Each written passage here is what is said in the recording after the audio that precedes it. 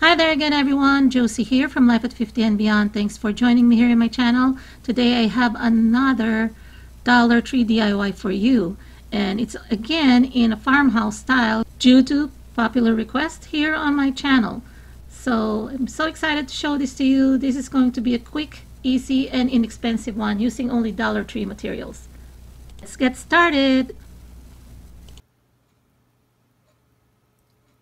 Okay, for the first one, I'll be using this tin muffin pan, or it's also a cupcake pan that you can get at the kitchen aisle of the Dollar Tree.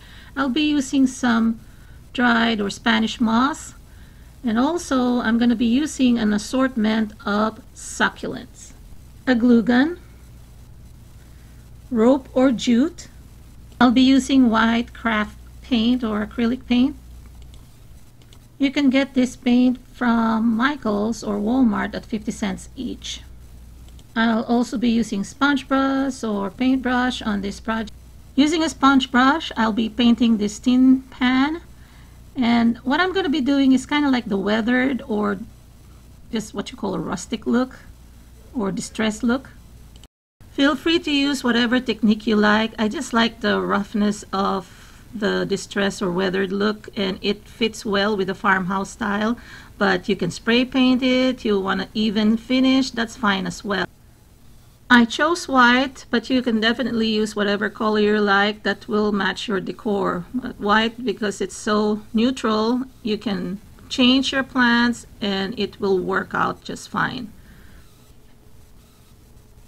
I chose succulents because they're all year round, but feel free to use any type of plant and you can just change it through the seasons. Okay, that was a little messy business, but I didn't show anymore how I did the rest because I just, it's the same.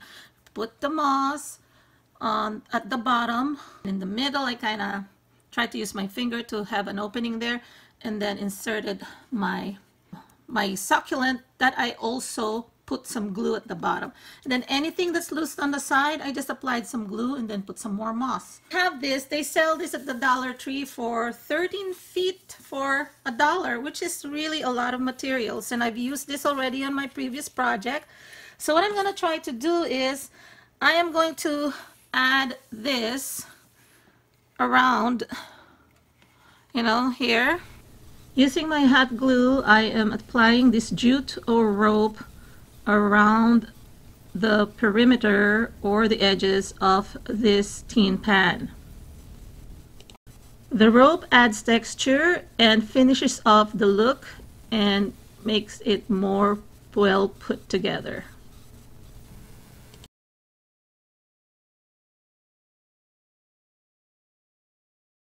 And here's the finished project.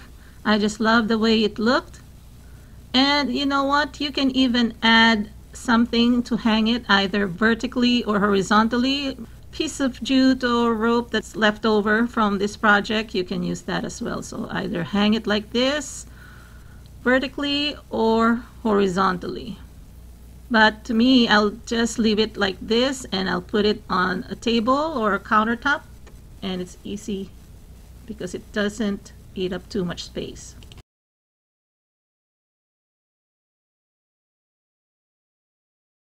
For this next project, you will be using one ceramic Votive or tea light holder.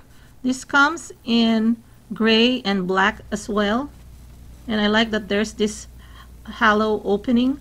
You'll also need a small potted succulent that you can get from the Dollar Tree. Remove the succulent first, and then I added a little bit of moss in the pot, and then some hot glue on one corner, and then place the succulent again. But I made sure that I hot glued it because I didn't want it to fall off. So I am adding here a piece of jute again on the neck of this candle holder, just to finish it off and give it a more farmhouse look. And here's the finished project. This was very quick and easy to make. You can put a candle on top, and whether it's a real one or a flameless one, I think it'll work. Now for this third and last project, you need a round pan, a pie pan from the Dollar Tree. this contact paper that has a wood grain finish, some jute again, a piece of cardboard, silk flowers of your choice, and scissors, paint, and also some paint brushes and sponge. You'll also need a glue gun.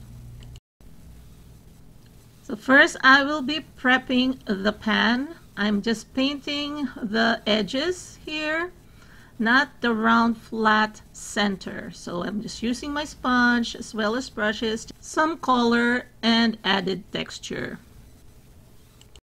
Next, I will be cutting or tracing a piece of this contact paper that has a wooden grain finish, and I'll be using the bottom of the pan to trace the circle because that will be the same size of circle inside or in the front of the pan.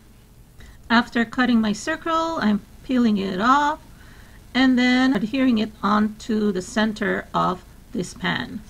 Using a piece of cardboard, I am going to be measuring it so that it will fit at the bottom half of this pan. I have a ruler here to measure, so if you're choosing a cardboard, or you can also use a foam core board that comes from the Dollar Tree, cut a piece around probably 9.5 or 10 inches wide and 4.5 or 5 inches tall.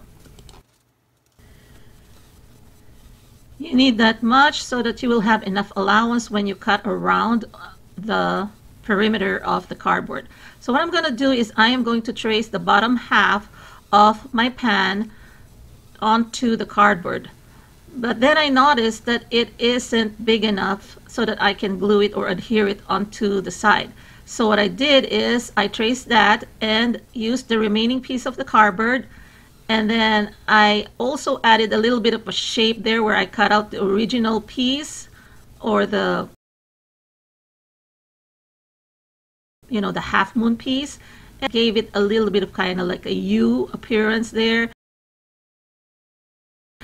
and it gives it a little bit more interest. But feel free to do whatever you want, whether you want it to be half moon or crescent moon. I just like it the way it looks. Besides, I'm going to be adding flowers onto it. So anyway, I'm covering it with contact paper that I have, and then making sure that it covers everything as far as the cardboard is concerned. Then I hot glued it onto my pan, on the sides of the pan. It's going to be raised because it's going to look like it's a pouch or a pocket or a vase where I'm going to be able to put flowers and change the flowers through the season. Use again my hot glue to add a little bit of that jute that I still have remaining, and I cut or trimmed all of these silk flowers that I have here that I got from the Dollar Tree, and then I just positioned them inside. I didn't even have to put an oasis or foam. And here's the finished product. I've added a piece of jute again at the back so that I can hang this. This one I want to hang because it's gonna look like a wreath. I call this my Pie Pan Wreath.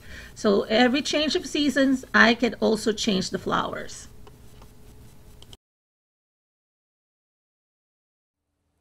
So here are all the 3 finished projects, and these are perfect for small spaces. It doesn't have to be only on bigger spaces. It'll work on any spaces, but most especially in smaller spaces. So if you live in a tiny home, there's a tiny home revolution out there, as well as dorm room. If you're room sharing, if you're in a small studio apartment, this is perfect. I like the fact that these 2 items here you can use all year round, and the one here on the top, which is I think my favorite of the 3, you can change it whenever you want to, whatever you want to put there. You can also put succulents, but if you want to change the flowers through the season, this is what you can do, and you can hang it on your door or on your wall, and it has the farmhouse look or feel.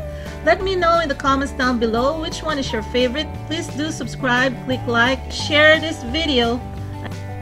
Like with all my other projects, I do appreciate you all sharing your thoughts, and also when you're posting or uploading a finished product on your channel or on any form of social media, whether Facebook or Instagram, I would appreciate a link back or credit, as well as maybe a tag. All my account information are at the end of this video, as well as on my About page. Thank you so much, everyone. Hope you have a great day. Talk to you again on my next video. Bye-bye.